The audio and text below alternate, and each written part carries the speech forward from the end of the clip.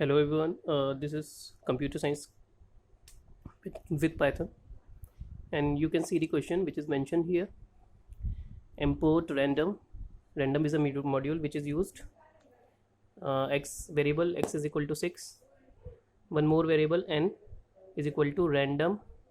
One more variable n is equal to random dot rendit 1 comma x, which means we are passing 1 comma 6 because the value of x is 6 here.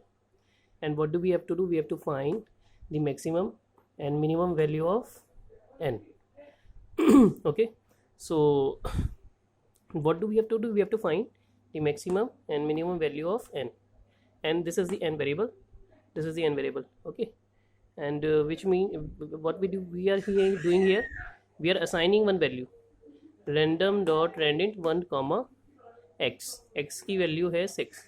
Okay, so we have to find the maximum and minimum value which will be assigned to n. Now we know when we use this randint function, so randint function will generate one value between 1 to 6 and including 1 to 6, between 1 to 6, between 1 to 6 and including 1 to 6.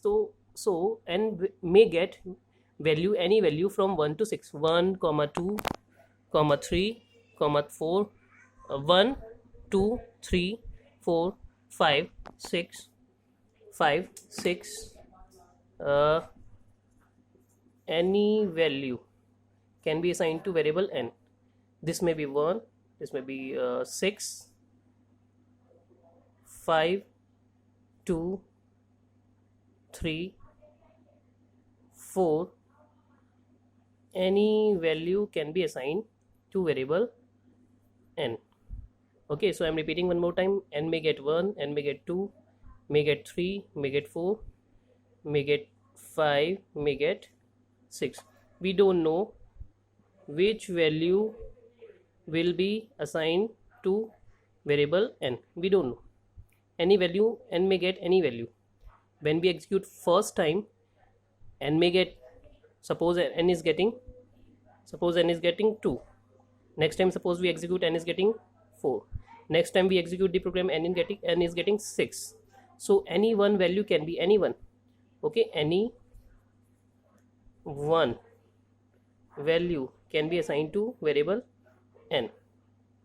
Okay, so if we talk about the maximum and minimum value, so this 1 is the minimum value and 6 is the maximum value can be assigned to variable n.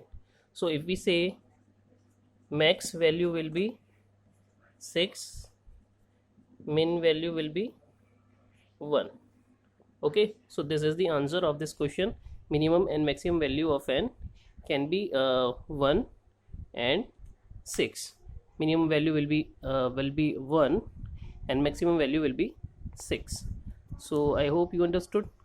So this is how we can find the maximum and minimum value of any variable which was assigned to the variable using the randint function. Okay, what do? We find the value between this range and including the starting and end value. Okay, good luck.